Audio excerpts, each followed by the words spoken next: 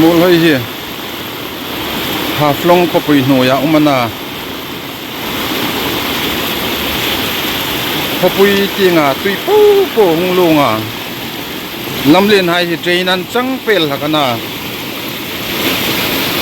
awa bui sang ngei de o eng changa sim that chi mani hilaya train sun khomin akeng tano en ro hi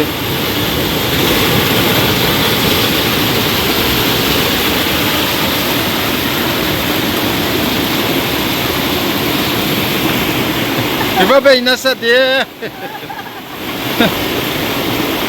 Ei lam len hai kom na lan chang zo vong an tai.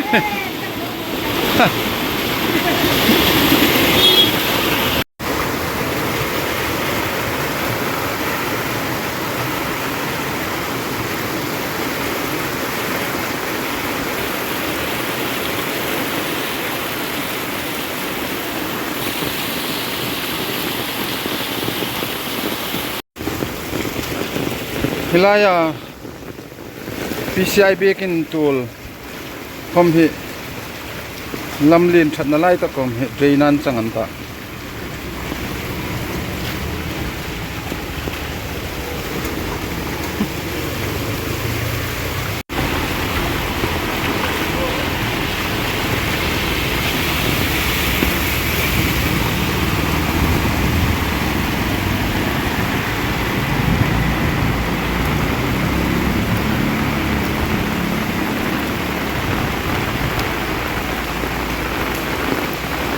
Muolkhawpui khosung in PaPa-NuNu hen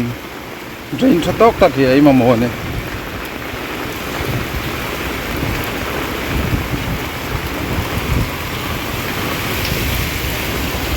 motor khalan takam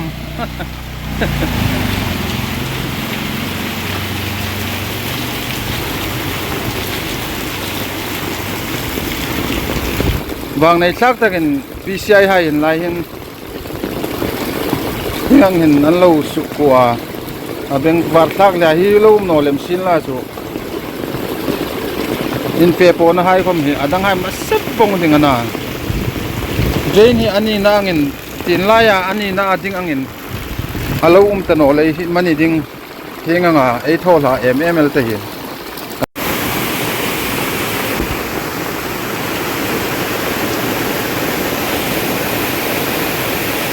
Beng hui in PaPa-NuNu kom hi lai in PaPa-NuNu Lampui poimo ta kom hi kak nok ta ringa hilai hi hil teining walan rem na sir hi ya kak nok ta na boi sak hotel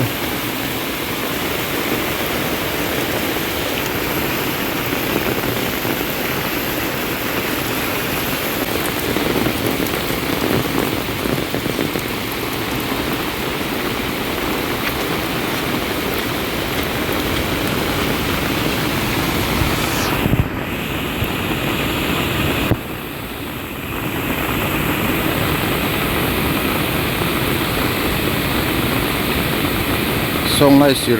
hai so khâu sot chim jing ta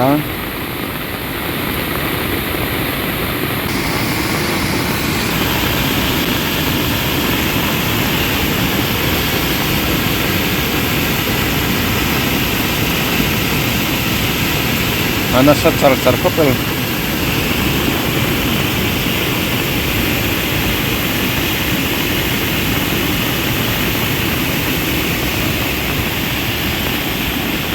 Hinga surzom pe chun hilai bypass road in PaPa-NuNu se chik photang tui khur kum lai chu ei chan vat om hi Lampui hi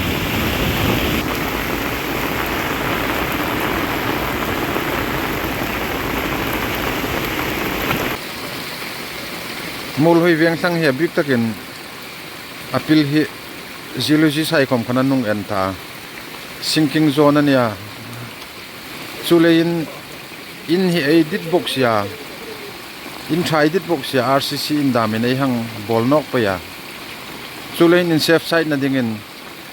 RCC in bol hai in chu thil pakhat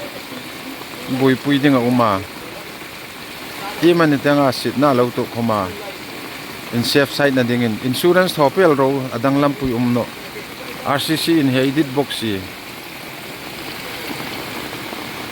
ang noi hedet no lein dit tak RCC na di boxi lein insurance thopel ro RCC in bol ha hin chu passenger mukhaman tak omela voi sun chu Tagi.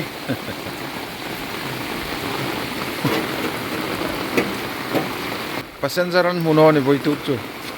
Ruosur na sabok